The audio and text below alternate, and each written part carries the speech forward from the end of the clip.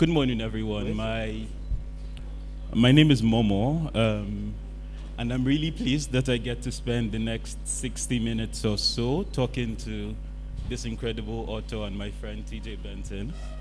He has this new book, People Live Here. It's an amazing book.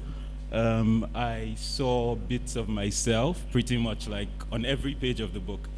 And I'm sure that everyone else here, if you read the book, you probably would relate to it on that same level. And I really recommend that you get copies at the festival bookstore. TJ, good morning. Morning, Momo. Yes. You know, very interesting thing, yes? So I had my questions prepared beforehand, and I was going to tell you about the start of the book, that place where there's the talk of the pace of Abuja, how it's slow, and the pace of Lagos, how it's faster. That urgency of just living somewhere and not wanting to be stuck in like a constant loop of hope and all of that. I had my questions prepared beforehand. I had that written out. Yeah, where's your and paper? And then yesterday, when you read an excerpt from the book, that's exactly where you read from. So it was sort of like our thoughts aligned. Like that. Yeah, but allow me to first say hi properly, Okay. and to also welcome everybody to this book panel. First of all, I want to thank Lola, because the first time I was ever on stage was actually at Kabafest in 2018, and I was so terrified, my hands were shaking, but she put her hand on my shoulder, "You will do it." And by the time, of course, I had been put in a hotel room and given the kind of food we were given, I woke up that morning and yes, I knew I could do it. So, but a lot of my career so far has, come this far because of festivals that Lola Shonai has organized, and I can track my progression. Even coming for that Kabafest made me realize I was going to live in Kaduna, which I eventually did. So, thank you, Lola. I mean, it's really incredible the work Lola has done for literacy development in the whole of the North, and all of that is evident in book festivals springing up and all of that. I think that we should just jump right into it. So reading your book, I thought it was really interesting the way that everything sort of sounded like a friendly conversation. I don't know, was that your intention with writing it, for me to feel like I was having a conversation like I am having with you right now? So when I was editing the book for the 6th time, that was when we started talking. Yeah. So that's when we started having very deep conversations. So I imagine it to feel like you were talking to me reading the book. But I had done the Madhouse, which was, third person and very formal English. And with People Live Here, I saw the opportunity to really absorb the way people talk in Abuja, because I grew up in Abuja, and when I wasn't conscious of the fact that Nigerian English is very different, even within Nigeria, until I got to Lagos and I say, if I want to buy orange, for example, I say, give me leather, and they'll be like, you be aboki, because in Lagos I'm supposed to say nylon or something. So those very small differences made me realize that there's a way, English is spoken in northern Nigeria, particularly in Abuja, where I grew up. So changing it to my main character's perspective was a way for me to really bring that to the text. Oh, okay. Yes, and I had read Soldier Boy by Sarowiwa, which is written in entirely Port Harcourt Pidgin, Okay. and I saw the kind of respect it had gotten all over the world. Okay. So that sort of gave me the impetus or the audacity to write it in that I way. mean, that's something I really thought was interesting. So just like the ease with the writing and how it sort of just like flowed. But that leads to, so my next question really would be, reading this book, so with like Kanulia and Leah and Kai, the names are really unique in the book. Two questions I'd like to ask. What was the thought process that informed all of this? And then something else I thought as well is it reminded me of purple hibiscus. So like the ease with the writing, how it flowed, and then the uniqueness of the names and all of that. Is this a reference you've gotten before? Has anyone told you that the book reminded them of purple hibiscus? Oh, no, not at all. But I'll take that as a compliment. But with the names, I got to start teaching several creative writing classes, and what I became very passionate about was really checking the kind of names that we use in books and storytelling, because from Nollywood, you usually hear the usual Obi. Once you hear Usman in a Nollywood movie, Usman is the gate man, So I was very conscious of the way names carry stereotypes, and it's almost as if I am from, and in quotes, I am from a number of minority tribes, and I knew what it was like to not feel represented in text. So I decided that in my writing, I would always look for the unusual names. So even when I came to Kanulia and I'm teaching writing, I'll ask the students, because the students here, when they are writing fiction, they would also use these very popular Igbo, Yoruba, or Hausa names. But I'm like, but tell us the names from your community. And I'll hear beautiful names like Kauna. I'll hear beautiful names, So while I was pushing other people to have more very individual cultural names, because it's also part of the culture. So even though my lead character is Igbo, at first she was Adaobi, but it felt too cliche. So I really tried to think about, a very specific name for her. So its naming is very central to my work as a way of representing culture. The culture and all of that. Okay, that's really interesting. How did you find it though? So you go to these places and you ask people like what names exist here. How did you find this particular one? Okay, this one was from, but I have traveled a lot within Nigeria. I grew up in different foster families, and I'm also of mixed heritage. I'm Igbo, I'm Tiv primarily, Cross River, Igbo, Idoma. So I live with different families, and I got to see very different cultures, different names, and when I watch movies or I read books, I don't see those names or those cultures represented. So already it was something that I already had inside me. The particular Kanulia was actually from a friend of mine whose name is Kamnele Chuku, and I used to call her Kamnele, and Kamnele sounds so nice. Wait, so is this a made-up name? It's not a made-up. It's actually real. Okay. Apparently, someone had to go and check, and confirm that it was actually a real name. But initially it was from Kamnele that it became Kanulia. Okay. But then speaking of like all this culture and identity and all the things you try to do with names, so Kanulia is like this fabulous character. She's like selfless. Okay, not selfless. We'll get to that at some point. But then she does like this really incredible things. She goes to like Yemen. She helps out with children of war and all of that. But then as you say in your book, the first time her soul really catches fire is when someone pronounces her name correctly. Yes, it sounds like this idea of like identity and personhood and all of that is just a big theme for you. Why is that important for you to emphasize? Okay, so first of all, when Adejoh says her soul catches fire, those are not my words, those are his words. So you should know he's a poet in secrets. So moving on from that, so my first name is TJ Benson, but I found I grew up in Abuja, and all my primary school mates up till now for some reason can pronounce my first name properly, but from secondary school upwards nobody can pronounce my name up till now, not even you. But anyway, no, it's tougher. Like I can pronounce it. It's wrong. But anyway, I became very comfortable with TJ as I'm known professionally, and it's often very awkward when even close friends who are trying to be endeared to me would look for my first name and then they call it wrong. But I had a friend who is from Lebanon, and he was singing a happy birthday song to me with his choir, because he's part of a choir.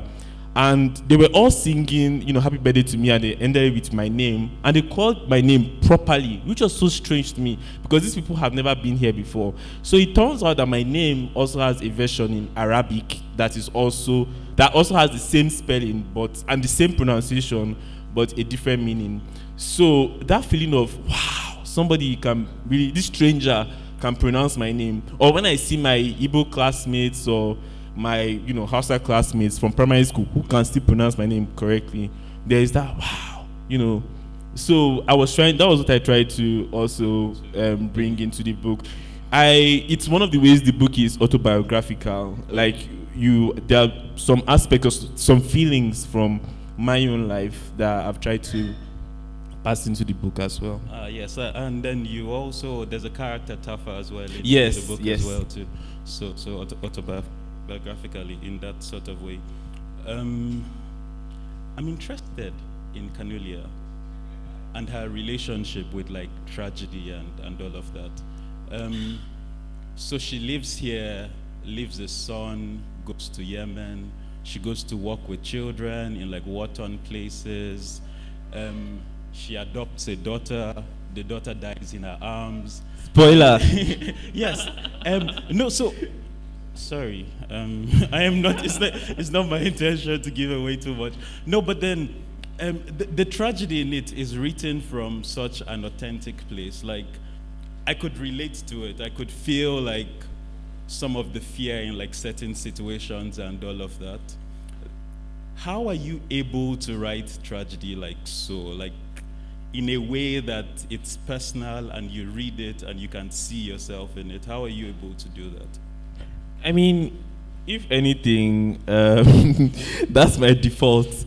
In my writing career, I have rather, in fact, tried to shift away from tragedy. I have spent most of my life in tragedy, and I've, buried several family members. So but coming to fiction, I knew that I didn't want to write about those, tragic experiences directly. So it helped me to connect to other people's stories, and then also inversely fictional characters, And one thing that comes out of the way I write it is that the book ends up having a kind of humor, which is very central to the tragedy of being Nigerian, for example. Each problem that happens, we always find a way to laugh about it. So I don't think I'll be able to write People Live Here now because of where I am psychologically, but at the time I was just at the right time, and I was doing my my industrial training as a quantity surveyor, and ASU was on strike for 6 more months, and that is nationwide at the time. So my IT was being extended, and I was still very naive, and I tried to bring that into my character as well. I was very naive as to saving Nigeria, for example, so I was able to come from that authentic place of, trying to be a savior, but then trying to hustle for your own personal gain. Oh, okay. So what he speaks about, the book taking a very interesting turn in the end, it's quite the turn. It's very, very interesting, which is why I think that, because I've given out spoilers in the past and I'm trying not to give out spoilers again, I think that you guys should get the book and get to experience the turn for yourself. So speaking of tragedy, so about Sana and when the doctors came in, and then there was this Yemeni woman talking to them and saying they should just give the place a chance and all of that. So just that's quite similar. That's quite similar to conversations I've had around Kaduna and the violence that happens here. So from the outside, everyone emphasizes this thing and says it's such a big deal, yes? But then when you come inside it and you actually live here, people live here, yes? When you come inside it and you actually live here, you see that it's a lot more livable. It's a lot more peaceful than people actually think.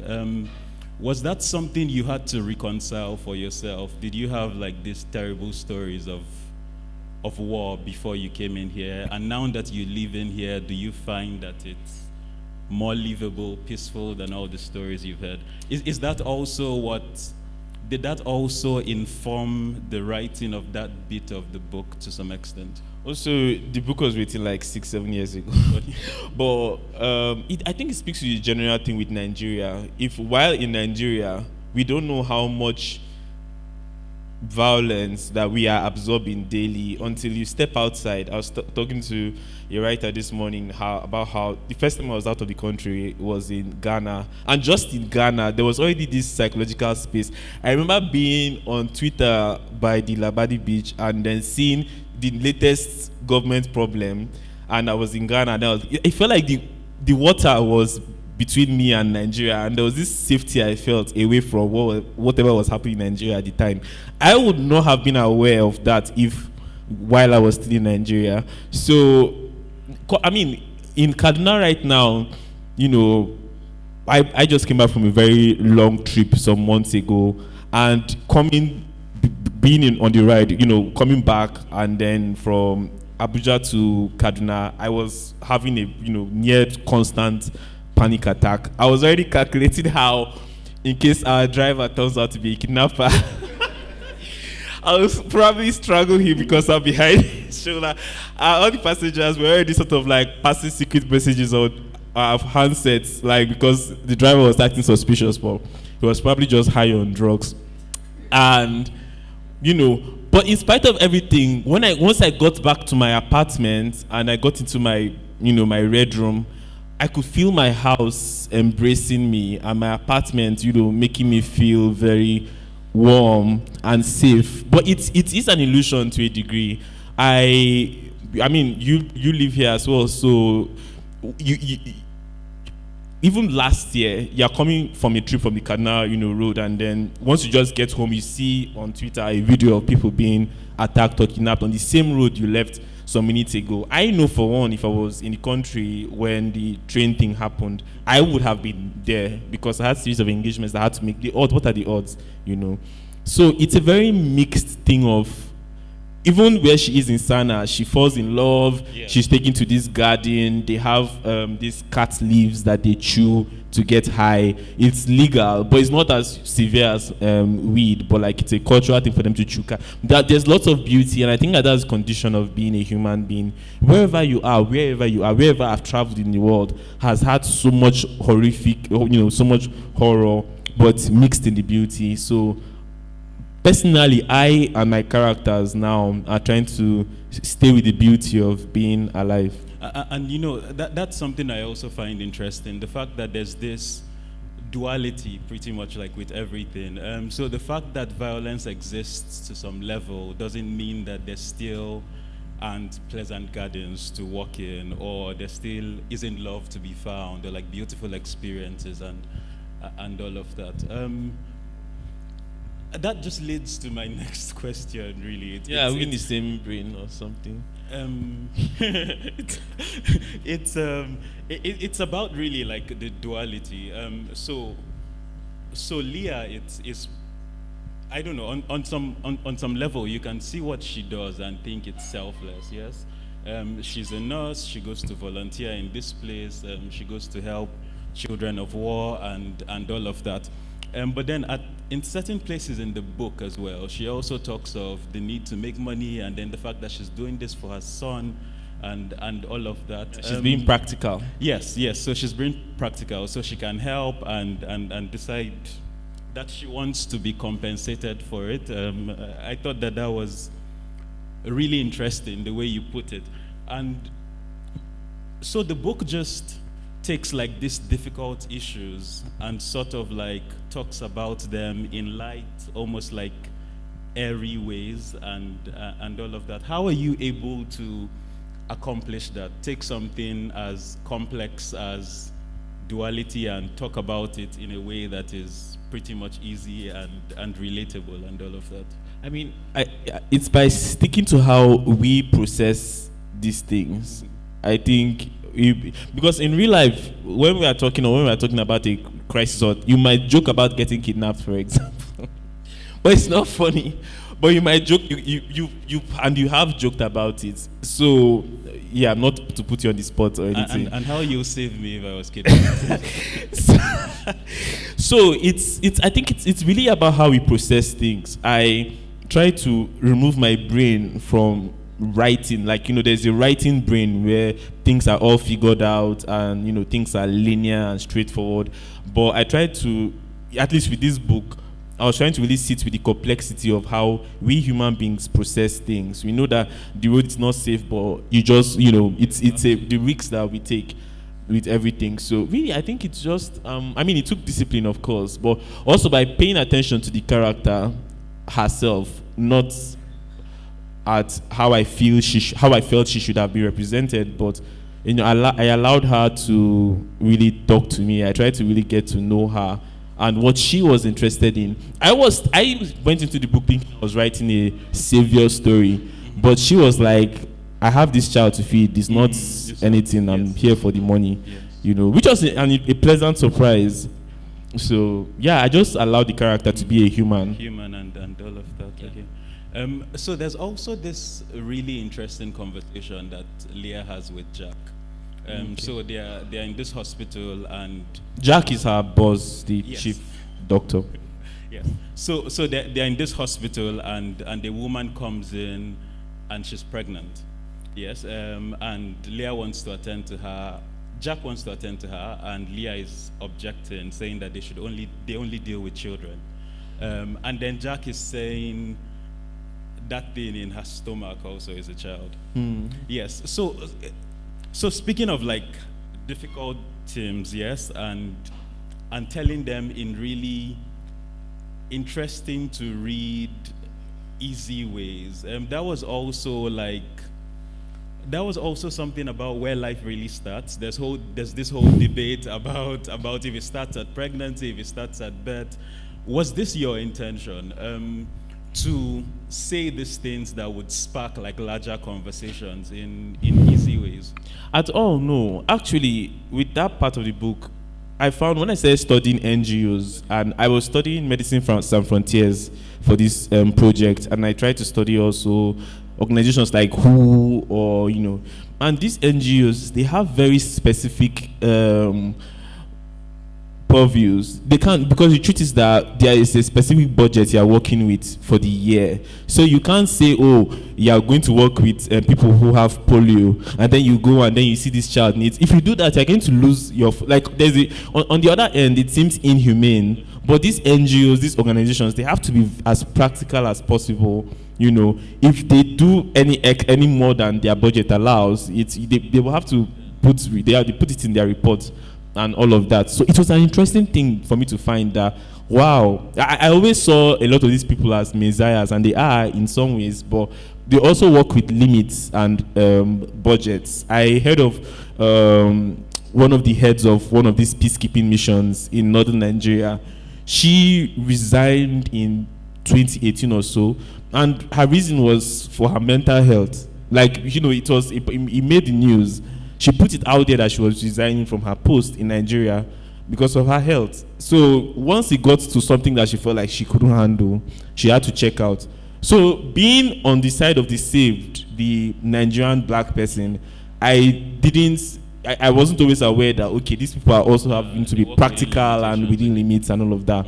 But when I started understanding that, I tried to bring that to make it realistic. Okay. Interesting.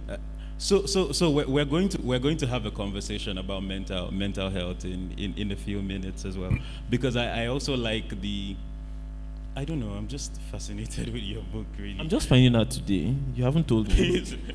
No, because I was waiting to tell you today, and I have all these compliments for you. But then, so like in Daku,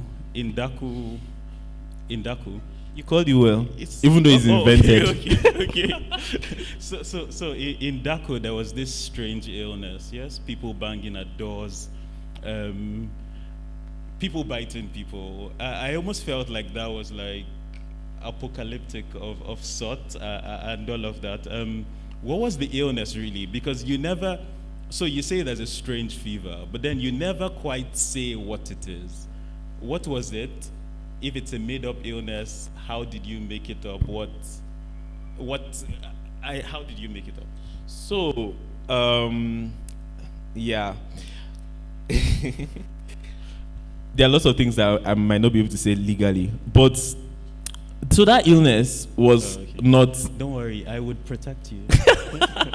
Yeah, he works with the government, Kanulia state government, so I'm safe. But you, there were some regions in Africa where this kind of interventions went to happen, and these people were behaving in this certain way, and you see one community demonizing the other community that, oh, these people are vampires, for example, and then it becomes this whole myth, and this whole thing is built up around these other people being, monstrous or evil. But when the scientists go, they find out that, oh, actually, it's just maybe they interacted with this certain chemical pollution or so. There was a case of in Buhari Girls' School some years ago that when parents went to visit their children, the girls were crawling on the ground. I don't know if anybody heard that story.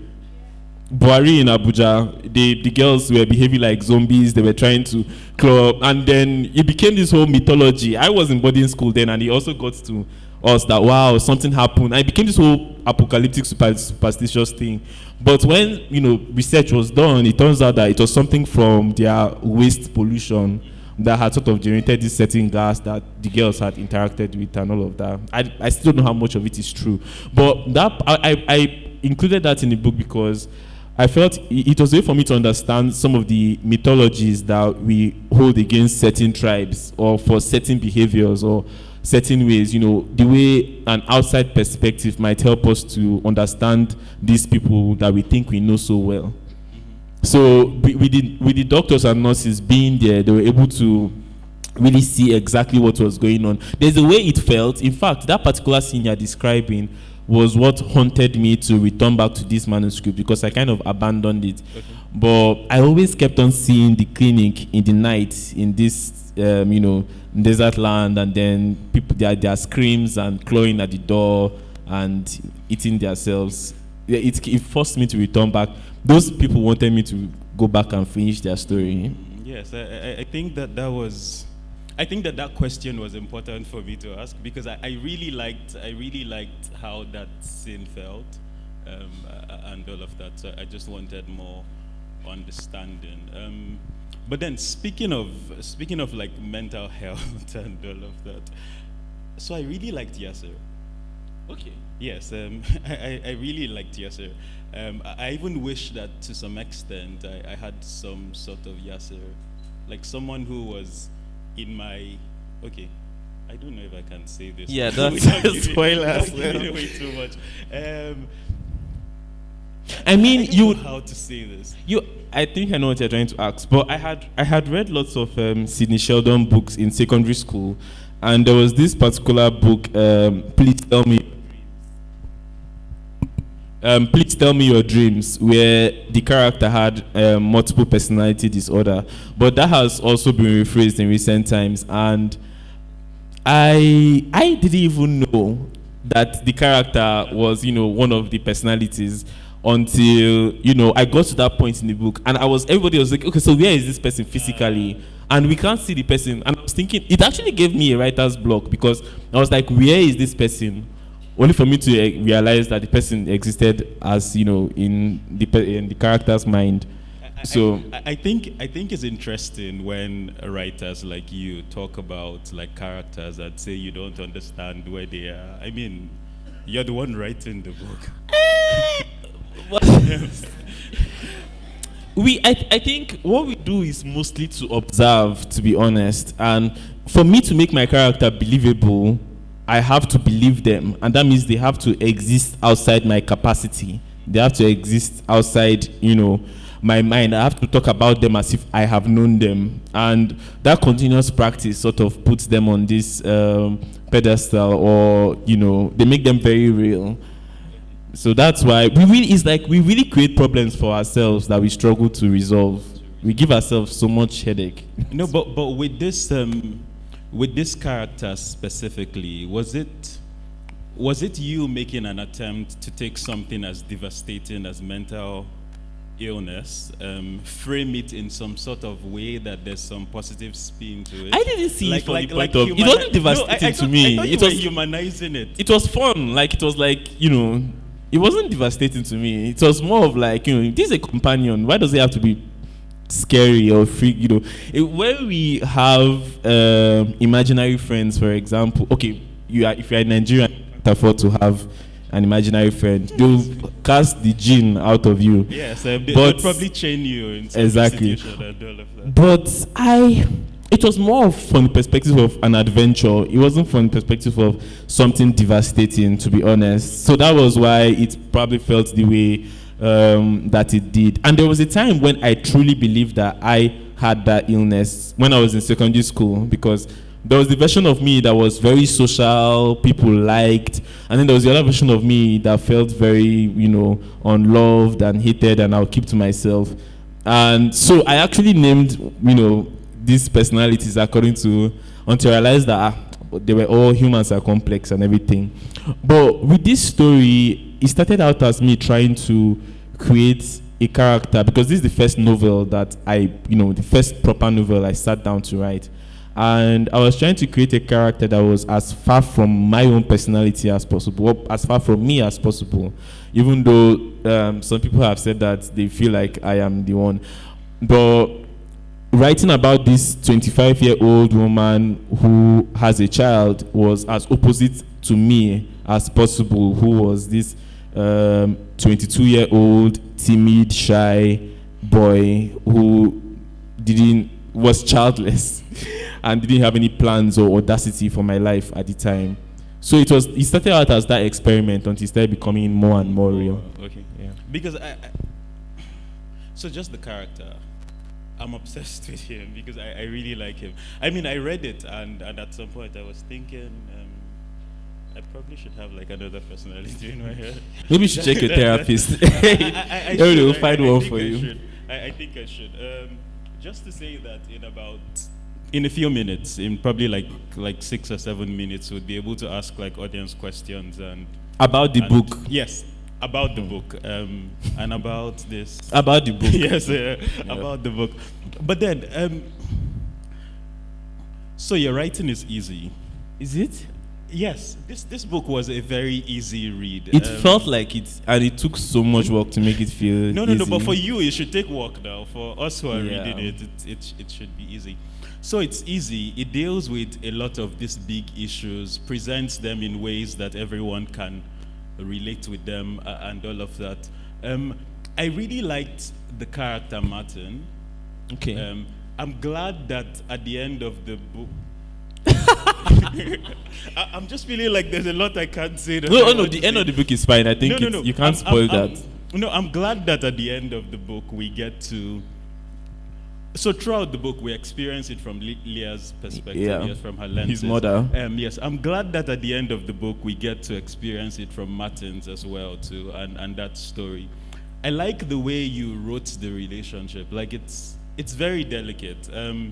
So Leah is the mother, Martins is the son. So we see him in glances throughout the book, but then towards the end, he takes like an active role and actually tells it from his perspective. What inspired writing that relationship? I mean, in some ways, it kind of reminded me of the relationship I had with the auntie who the book is dedicated to. Because I had just lost my parents at the same time I was Martin's age. So she really tried to look out for me or be my friend, or she would visit me in school and make me stick to writing. She took my writing seriously, even though I was just 11 years old. And it was a way for me to also return to boyhood. If you see the way he talks like a child, like the way a child is supposed to talk, I was very conscious of that, telling the story from his perspective. And it was so much fun. When I got to the end, he came up and he was like, he wants to show his own perspective as well. And I was like, okay, that's fun, let's play. It was a way for me to end the novel on a softer note. So yeah. Oh yes, yes, softer. Because I don't know, it was just very delicate in some sort of way, like how I would write about my mom as well. Yeah. That kind of thing. I thought it was very kind and all of that. Yes. Jemima. Yeah. That's one character I wanted to ask about is, like, why did you write her the way you did? What way? So I also can't say too much, but then we meet her and she's nice and all of that. And then she's a strong support system for the lead and all of that. And then somehow she just has a tragic end. Like, why? When you say it like that, she didn't just have a tragic end. She died of AIDS. Yes. I'm glad that you are the one giving out the spoilers. It's not a yes? spoiler, I assure you. But most of us all have, by the time you are 30, you should be wondering what to do with your life, and you should have a friend who you have lost and who you feel like you won't replace. And it was a way for me to show the character's independence. I wanted to see if she would be able to live without Jemima. It really has, you know how if you are presented with an equation in mathematics, if you keep on solving, it already sort of has its end. So when I saw Jemima character, you know, she has this very funny relationship with this architect who is based in the US, but is actually duping her and everything. As I kept on working that equation, it just led me to that logical end, to be honest. And it was a way for me to, Jemima's wish was for the lead character to thrive and to grow and become her own person. And that's what happens at the end of the book. So spoiler. So I listen to what you say. And I just want to ask you again, is this thing really true? Like, you guys start writing books and you don't know the end of it. When you start writing a poem, do you know the end of the poem? I mean, I have an idea where I want to go with it. Yes, so to that extent, I know the end of it. But, I mean, a book is a fuller length project, yes? So there has to be, like, some planning that goes into it and all of that. It depends on the work. So it's different. It really depends on the work. With people live here, I didn't know exactly where I was going to. With the Madhouse, I didn't know where I was going to. With my first book, it was outlined. With what I'm working on at the moment, is outlined. So it really depends on the way the story wants to be told. Yeah. And then, just since you opened the door to this, I'm just going to ask, this next book you talk about... I don't know if it's a book yet. Okay, so this next thing you talk about, when can we expect it? I don't know. You don't know if it's a book. Is there anything you can say about it? After 2020, I have learned to not have any fixed date. The Madhouse was supposed to come out in 2020, but COVID happened. It came out in 2020. So, truly, it's in the hand of Allah. I don't have any predictions. The world should do what it wants to do with me. It's not my own is just to be present every day to the work that wants to be done. As for the future, I'm not even interested in the future because the past 2 years have really scattered my life, as with most people here. So yes, as with most people here, I just like. I don't know. So just speaking of presence, I don't know. I really loved your book, and then when you say this off the stage, I'll believe you. But yeah. Oh, okay. No. I'm going to say it as soon as we get off the stage as well, too. Yes. I'm going to say it off the stage as well, and I really hope you do believe it. We're going to take a few questions from the audience. About his book. If you raise your hands and I like your face, and I like faces like often. Oh, my name is Suleiman Galma. My question, I have not read the book, I'm sorry, but my question is regards. You should go buy a copy. Yes? Definitely. It's regards your creative process. Like over time, we've seen people, creative writers or maybe scientists, they would love to use, experience things before they write it. Yes, something like, okay, maybe someone like Dan Fossey went to live with the gorillas in Uganda so that she could know, their traits and all. My question is, did you at any point in time feel there was a need to go to Yemen? It's a good question. So I actually... Let me finish. Okay. To know about the terrain before you wrote, and if you didn't, did you feel that it was lacking in your writing? Like, do you feel maybe if you had done so, it would have actually done better to the writing and everything? Thank you. I don't think so. The writing is fabulous. The writing is fabulous. I don't think he could have improved on it. Okay, so to answer your question, I started trying to learn Arabic for the role because my approach to writing a lot of the time is, to act it out, especially with the characters. But I quickly found that Arabic has so many variations across. So in fact, the Yemeni people have their own version of Arabic. So I just immediately gave up. What I did was to find people on Facebook who are from that region, and then I found people who had gone to work there as well. And I had this hunger, this very serious hunger to be removed from my body experience and from the experience of being Nigerian at the time, that it was able to really go there. I spent time in cyber cafes with Google Maps to go on the streets and all of that.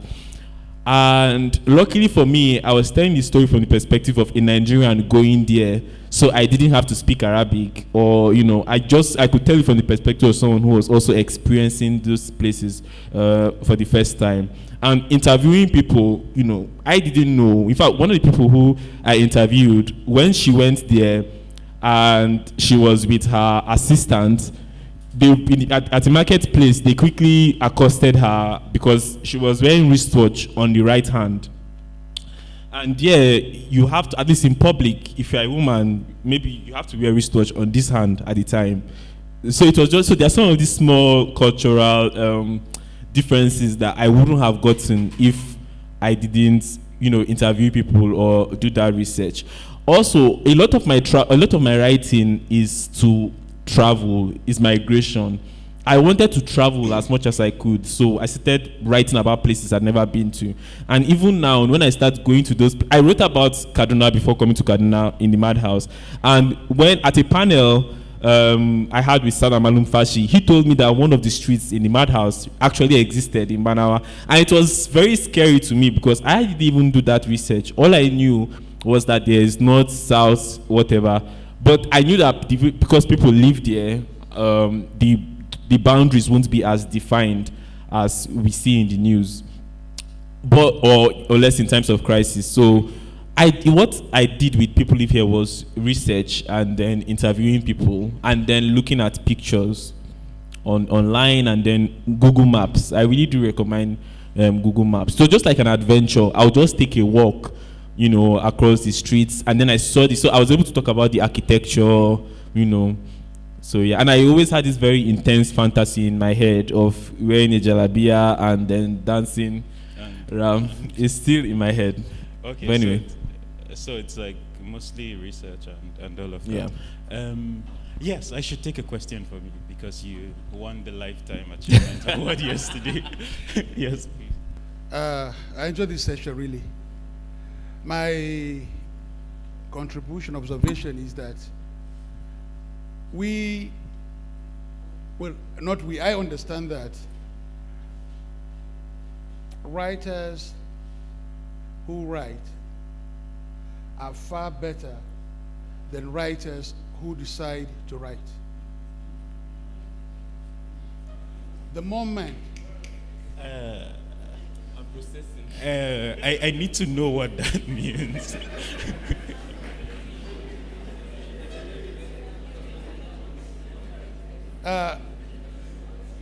What I said is writers who write are far better than writers who decide to write. Writers who decide to write have an aim, have a goal. They have what they want to achieve. They are preconditioned by the rules of writing, by the need and the desire to write. You understand? Now, writers who are normal writers, they are consumed by the story. They want to tell the story. They are guided by the story. They don't care how it ends. In reality, they do not write the story writes them.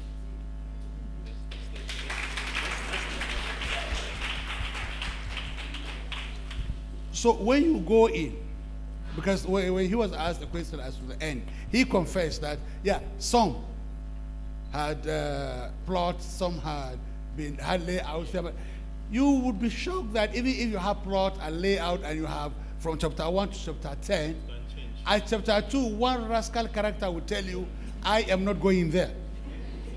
And if you want your story to be beautiful, you follow him. Yeah. That's the truth. But the most interesting thing I like today is that your penchant, your love for peculiar local names. We are on the same page here. I'm so uncomfortable with the normal things they call names, whether it is European, Arabic, African, whatever you call normal. You see, the beautiful names we have that have essence, they have meaning. As soon as we hear it, you know that this is an individual. Yeah. This is not a character. When people were naming their children Saddam, Gaddafi, I was laughing when I went to Saudi Arabia and learned that Saddam means stone. Because it's not your language, you appreciate it. Now, it is even worse when you go to UK, because stone is somebody's name. Yeah. Spoon is somebody's name. Yeah. So for God's sake, if spoon is somebody's name, why don't you call me Chokeli here?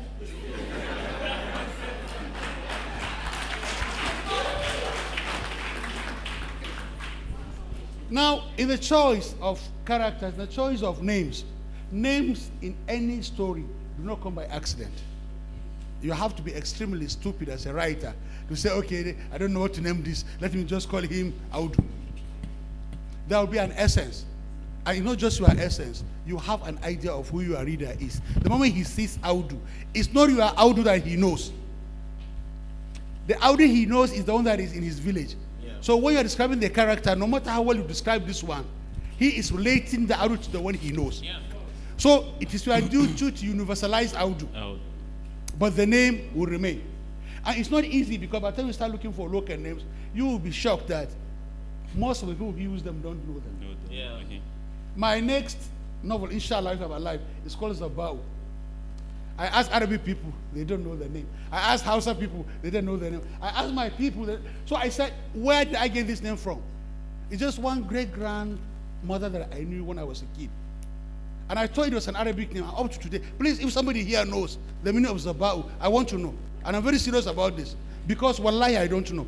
And I want to know, and I'm going to use, in fact, I've already named the book like that. So what I'm trying to tell people is that these local names are very important.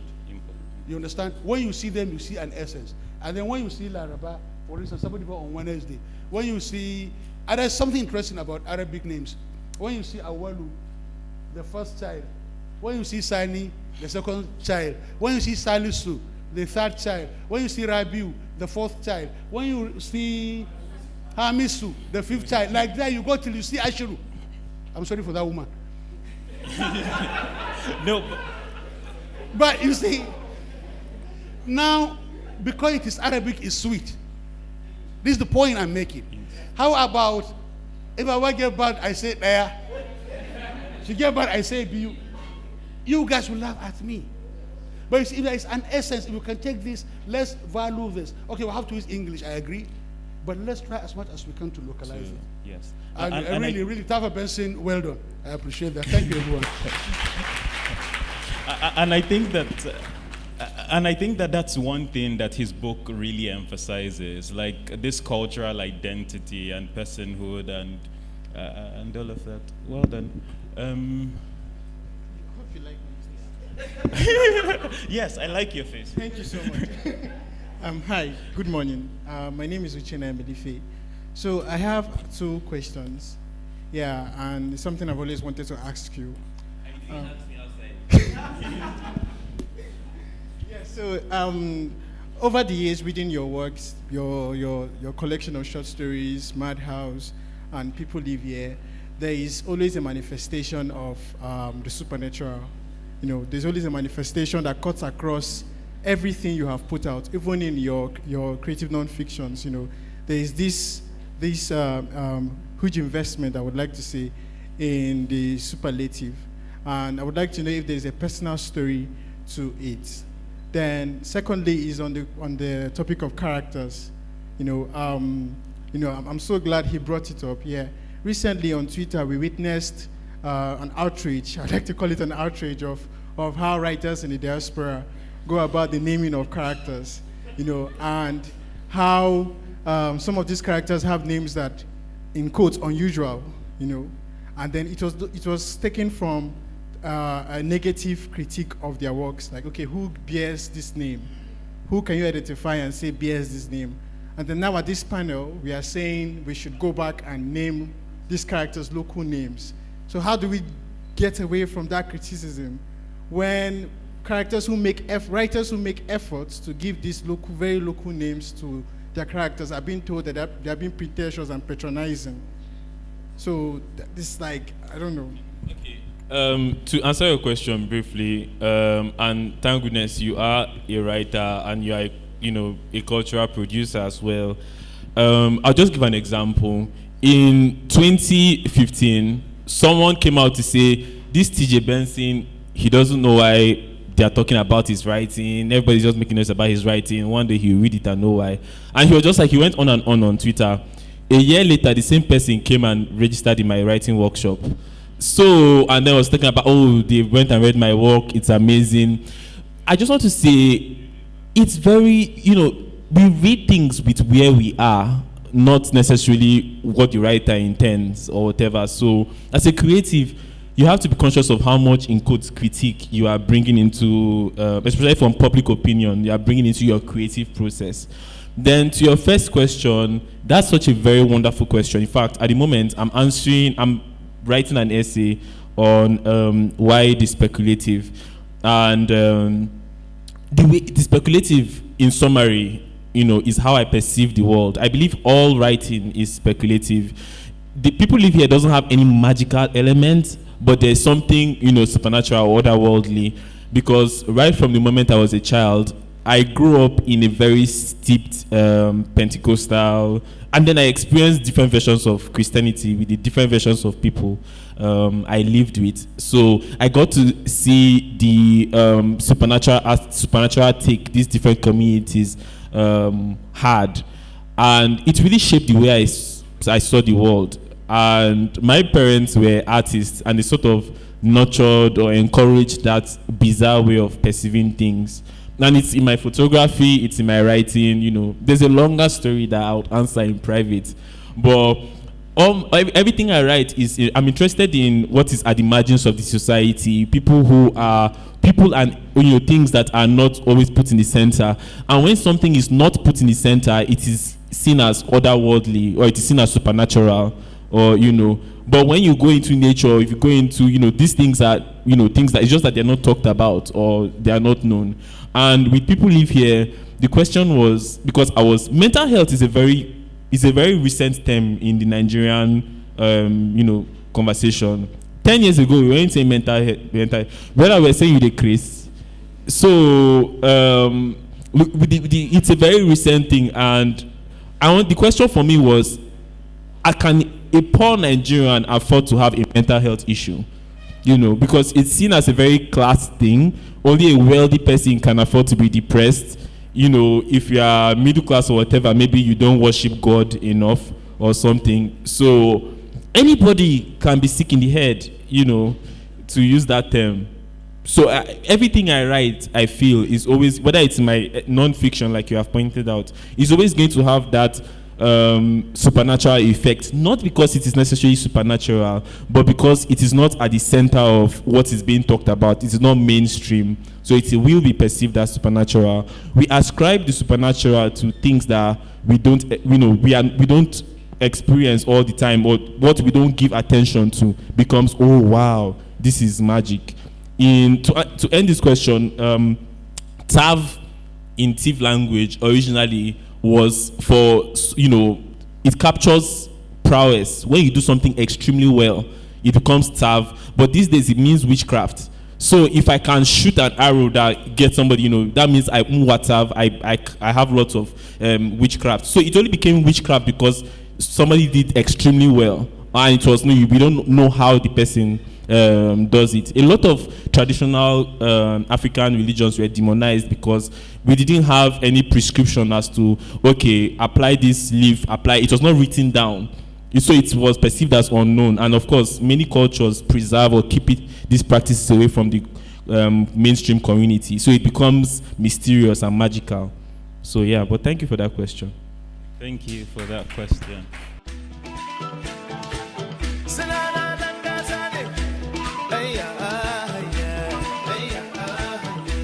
Rakama